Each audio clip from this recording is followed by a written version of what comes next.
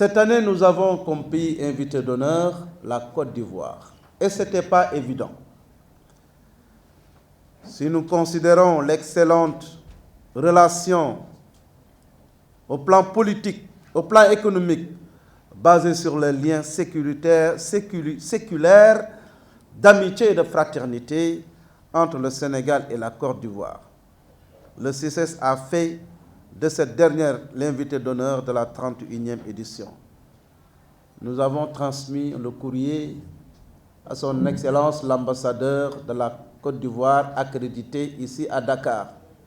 Et je vous dis, en un temps record, son Excellence le Président Alassane Dramane Ouattara a accepté que le pays, la Côte d'Ivoire soit le pays invité d'honneur. Et toutes les bonnes dispositions ont été prises avec une très bonne mobilisation des entreprises ivoiriennes.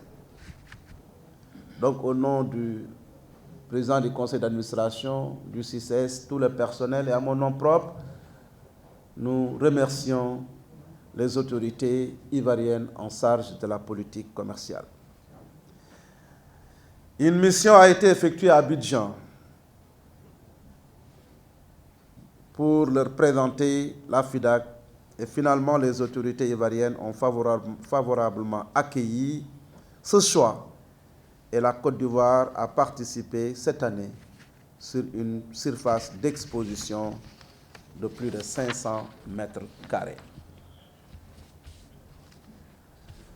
Et cette année, nous avons comme surface occupée, surface d'occupation, d'exposition, 17 842 cette année, en 2023, contre 17 120 en 2022. Donc comprenez que nous avons battu le record en termes de surface d'exposition. Et nous avons reçu 12 participations officielles. Quand je dis participation officielle, c'est la présence ou bien du ministre en charge du commerce ou de l'ambassadeur accrédité à Dakar pour organiser les journées économiques et culturelles du pays ici à Dakar pendant la Foire internationale de Dakar. Et ces pays qui ont participé de façon officielle, on peut citer le Burkina Faso, l'Égypte, la Syrie, le Pakistan, Ghana, Rwanda, Mali, Madagascar, Bénin, sans oublier la Côte d'Ivoire et l'Algérie. Et pour l'Algérie, c'est important également de rappeler que nous avons signé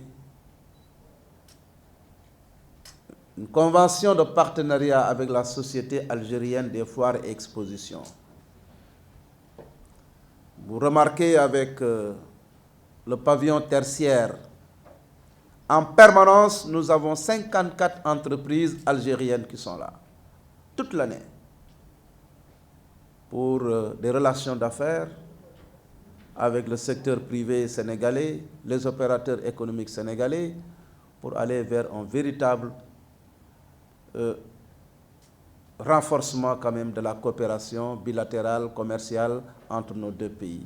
Et c'est l'orientation qui a été donnée par son Excellence le Président de la République, Macky Sall. La finalité n'est rien d'autre que l'expansion économique de nos pays, à savoir le Sénégal et l'Algérie. Et nous avons également les exposants directs. J'ai parlé, quand on parle de surface d'exposition occupée, forcément nous allons parler des exposants directs. Cette année, on a eu 386 exposants directs contre 320 en 2022. Donc l'écart est intéressant. Et en termes d'exposants indirects, cette année, on a eu plus de 2000 exposants directs, indirects, pour ne pas parler de 2600 et quelques. Et en 2022, on avait 1362 exposants indirects. Et donc, cette année, nous avons eu 31 nationalités. Au total, c'est 31 nationalités qui ont participé à la FIDAK, y compris le Sénégal. Donc, et en termes de sécurité, nous remercions la gendarmerie nationale. Parce que la nouvelle orientation du CICES, c'est vraiment de booster le taux d'occupation et de fréquentation dans un cadre attrayant, mais sécurisé. On ne peut pas organiser un tel événement sans la sécurité. Et toutes les bonnes dispositions ont été prises par la gendarmerie qui a mobilisé 500 gendarmes. 500 éléments avec l'escadron, tous les, voilà, l'escadron, je ne sais pas le terme. En tout cas, c'est plus de 500 gendarmes qui étaient là. Et nous saluons également la bonne participation de la ville de Dakar. Organiser la foire de Dakar, ce n'est pas la foire de Conakry, ni la foire de Lumumbashi, c'est la foire de Dakar. Et justement, on est allé rencontrer les autorités de la ville de Dakar pour dire que le CICES, à travers l'organisation de la foire internationale, contribue à la promotion de la destination Sénégal. Ce beau monde qui arrive,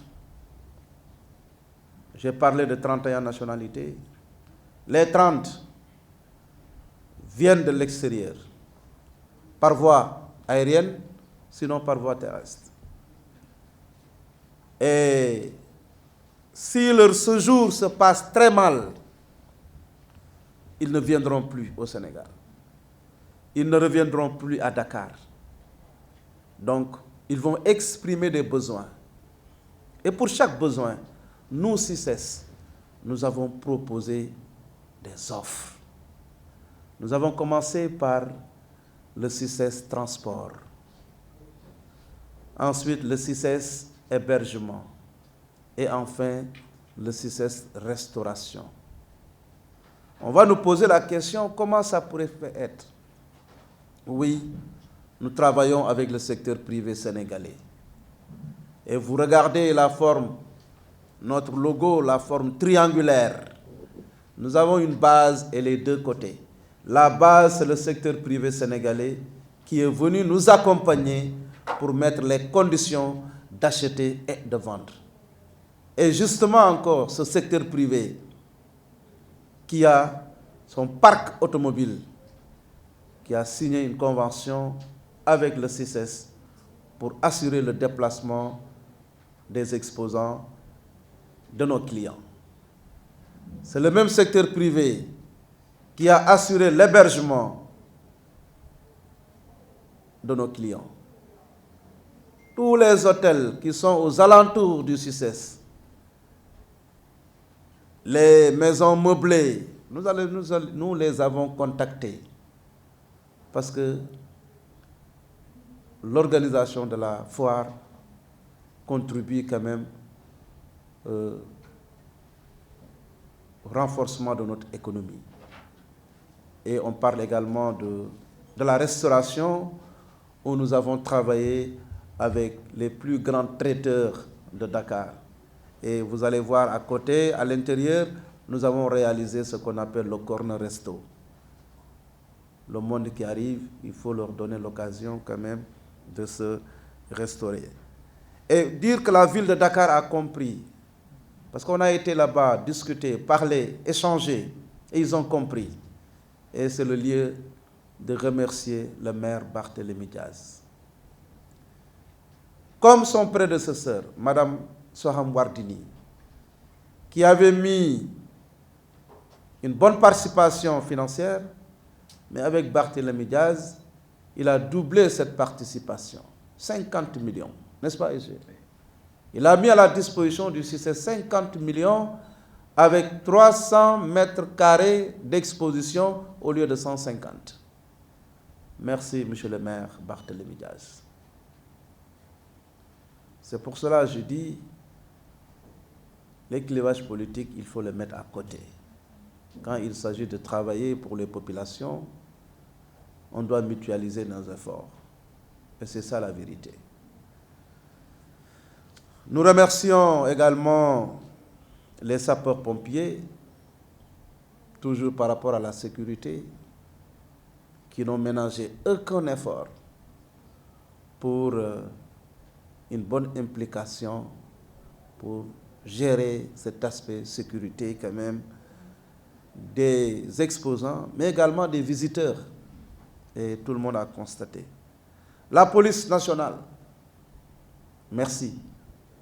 Et c'est le lieu également de remercier mon grand frère, le directeur général, M. Yag, qui personnellement s'est impliqué pour une participation, je dis bien citoyenne, avec la délivrance des cartes d'identité, mais également le renouvellement des passeports.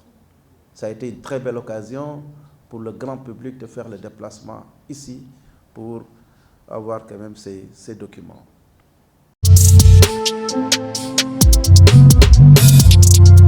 Dakar